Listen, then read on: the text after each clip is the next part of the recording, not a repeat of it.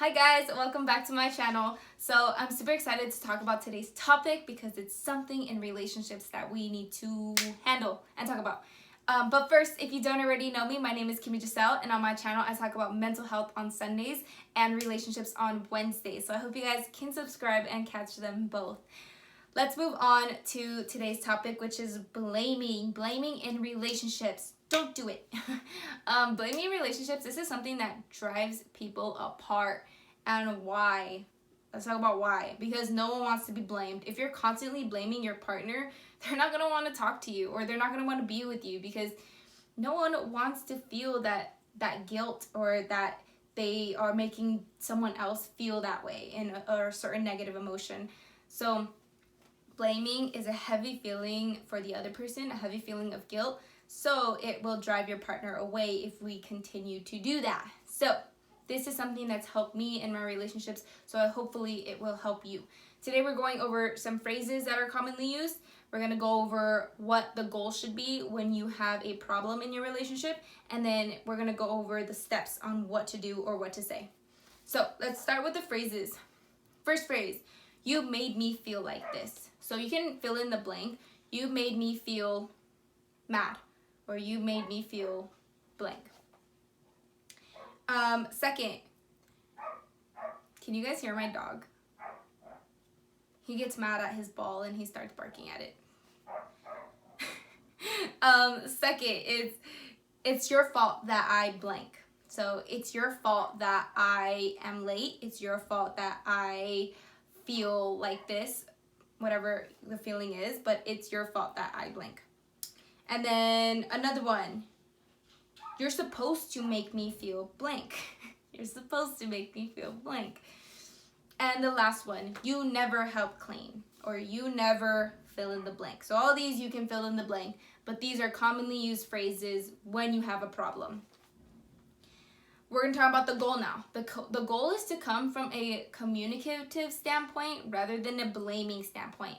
When you come from a communicating standpoint, you are waiting for a response. However, when you come from a blaming standpoint, you're going to get a reaction. And you don't want a reaction, you want a response. So, three things that happen when you blame. So when you're blaming, either that person, because they are feeling under attack and they're going to want to defend themselves, they're going to start defending themselves and start blaming you for other things. So you guys are going to play the blame game. That's number one. Number two is that when you're blaming, you guys are going to go completely off tangent. Like, you guys are going to start coming up with other problems in your relationships, and you guys aren't even going to resolve the original problem. That's number two. And number three is that person is going to shut down. They're not going to want to talk to you. They're not going to want to discuss it. They're just going to walk away, or they're just going to not respond at all. So again, those are the three things that happen when you blame. So we don't want that. We want to open the communication to a healthy way of talking to each other. So step one, find the feeling and find the request before approaching your partner. So a lot of times females, it's just, we have so many feelings, and I know for the most part it's us that tend to do that. However, I know men do it too. So men, I hope you guys are taking this into consideration as well. Find the feeling and find the request. When you are mad about something and you feel like blaming, it's usually because there's a feeling of mad, feeling of hurt, feeling of jealousy, some type of feeling under that blame. There's a feeling and there's a request. You want them to do something about it. You want them to change, or you want them to be proactive in some sort of way. So feeling and a request, that's step one. So let me do that in with one of my examples. So you never help clean. So again, I haven't talked to my partner. I didn't tell my partner this, but under you never help clean, what's the feeling? You're mad. You're mad that your partner is not helping you clean. You're mad that your partner, you feel like, never helps you clean. So you're mad. You're upset. So the feeling is you're upset. Second, the request. You never help clean. So what's the request under that? You want them to help you clean, right? So instead of saying to your partner, you never help clean, use this phrase instead. I feel blank right now. Can you blank? So I feel upset right now because I'm tired and I just got home from work and I have to clean by myself. Can you please help me? So now you just avoided the blame game. You avoided an argument because you simply just asked him, can you please help me? I'm feeling agitated right now. Can you please help me? And he's likely to respond with, yeah, sure. Or hold on a minute. I'll help you. Rather than him being reactive about it, right? So that was one example. Let me do another one for you guys. You made me feel mad. Or should we do you're supposed to make me feel blank? Nah, you made me feel mad. So again, you already established the feeling. You made me feel mad. So you're feeling mad. However, sometimes you are saying an emotion which isn't really true. So make sure you are saying the right emotion. Are you mad or are you hurt? Are you mad or are you jealous? Are you mad or are you whatever it is?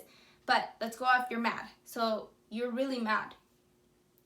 You made me feel mad. So what's the request under that? And it's kind of hard to find it, right? But you made me feel mad. The request is, I want you to do better. I want you to not make me mad, right?